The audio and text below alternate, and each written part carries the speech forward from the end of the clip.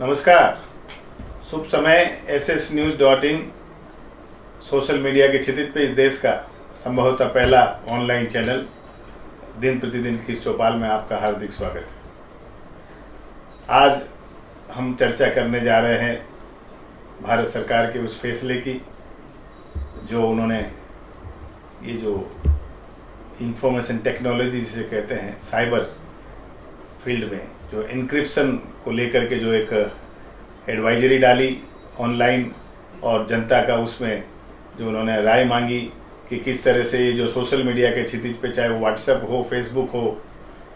या अन्य social media के जो प्लेटफॉर्म अवेलेबल हैं उसमें कोई भी जानकारी आप जो रख रहे हैं या कोई मैसेज भेज रहे हैं उनको 90 दिन तक सेव करके रखना था और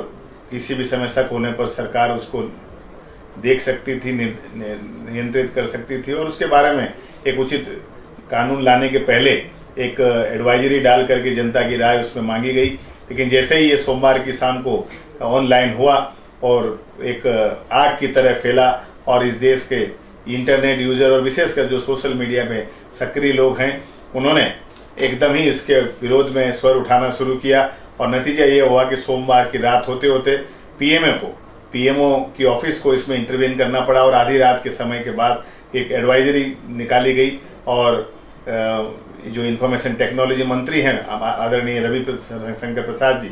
उन्होंने फिर कल बाकायदा एक प्रेस कॉन्फ्रेंस लेकर के घोषणा की कि हम ये इंक्रिप्शन से संबंधित जो पॉलिसी है वो एक फाइनल डिसीजन नहीं है बल्कि एक जनता के सामने रखा गया एक रोड मैप था और जनता की उसमें भागीदारी होने के बाद ही उसको फाइनल करना था। लेकिन चूंकि जनता के विरोध को देखते हुए उसमें कुछ कमियां हैं और उसको लेकर के कुछ जो विरोधाभास है उनको दूर करने के लिए एक बार उसको विड्रॉ किया गया और एक बार उस पर वापस रीलुक करके उसको कुछ करेक्शंस, एडिशन और डिलीशन करके रिलीज किया जाएगा। उसके बाद जनता में से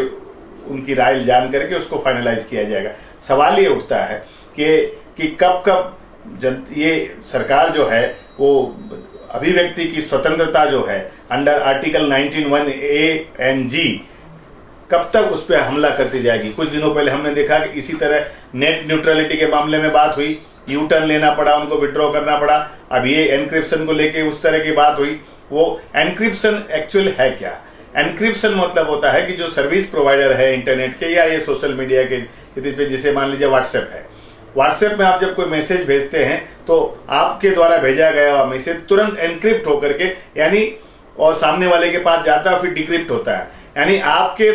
द्वारा भेजा गया मैसेज जब आप भेजते हो और जब सामने वाले को मिलता है तब तक उसको कोई नहीं देख सकता। वो इस तरह से एनक्रिप्ट हो जाता है कि वो एकदम सुरक्षित हो जाता है और उसमें कोई इंटरफेरेंस नहीं कर सकता। अब गवर्नमेंट चाहती है उस एनक्रिप्शन को रोकना, गवर्नमेंट चाहती है उसमें कहीं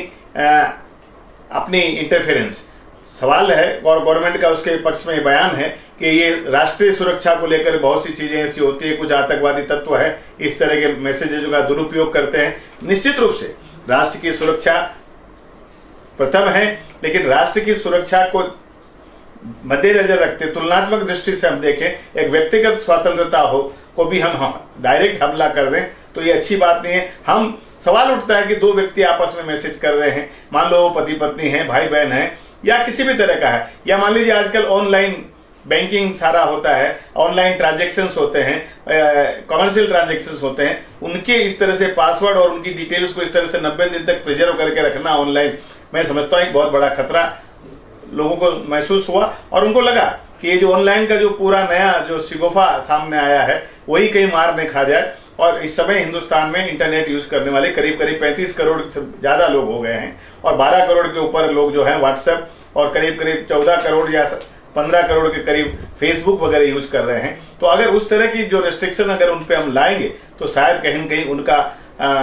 इस तरह के यूजर करने वालों का मनोबल टूटता था और निश्चित रूप से सही समय पर जनता के मूड को भाप करके और जनता के व्यापक विरोध को देखते हुए पीएमओ के माध्यम से जो कंसर्न मंत्रालय ने जो ये फैसला किया इस एडवाइजरी को विड्रॉ करने का और वापस अमेंड करके री रिलीज करने का, वो बहुत ही सही कदम है। और इसमें कहा तो ये भी जाता है कि चूंकि प्रधानमंत्री जी आज रवाना हुए अमेरिका और आयरलैंड के दौरे पर, अमेरिका दौरे के दौरान वो फेसबुक के हेडक्वार्टर में जाएंगे और वहां सोशल मीडिया से संबंधित या जो इंटरनेट से संबंधित जो फोन्स बनाने वाली कंपनी एप्पल वगैरह जो है उनके सीईओ वगैरह से भी मिलेंगे। तो कहीं न कहीं उस अंतर्राष्ट्रीय स्तर पर भी कुछ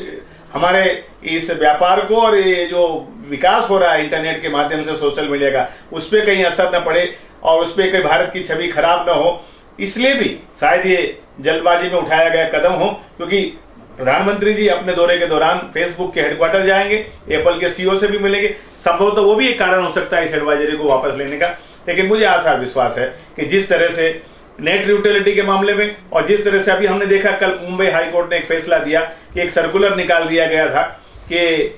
किस तरह से कि आप किसी का भी विरोध करें तो आपके खिलाफ देशद्रोह का मुकदमा वगैरह हो सकता है। थोड़ी सी शब्दों की चुनने में शायद इंटरप्रिटेशन में वो गलती हुई थी, लेकिन महाराष्ट्र सरकार को थोड़ा सा नीचा देखना पड़ा और वो सर्कुलर वापस स्टे हुआ है मुंबई हाईकोर्ट की तरफ से, और संभवतः वो सर्कुलर वापस लेकर के उसमें भी ट्रांसलेशन को सही ढंग से करके और उसको वापस लाया जाएगा। ये बार बार ऐसा क्यों होता है? कोई भी चीज गवर्नमेंट स्तर पर इस तरह की आती है तो अभिव्यक्ति की जो स्वतंत्रता हिंदुस्तान के संविधान में दी गई है आर्टिकल 19(1)(a) और (g) के अंतर्गत, उसको कहीं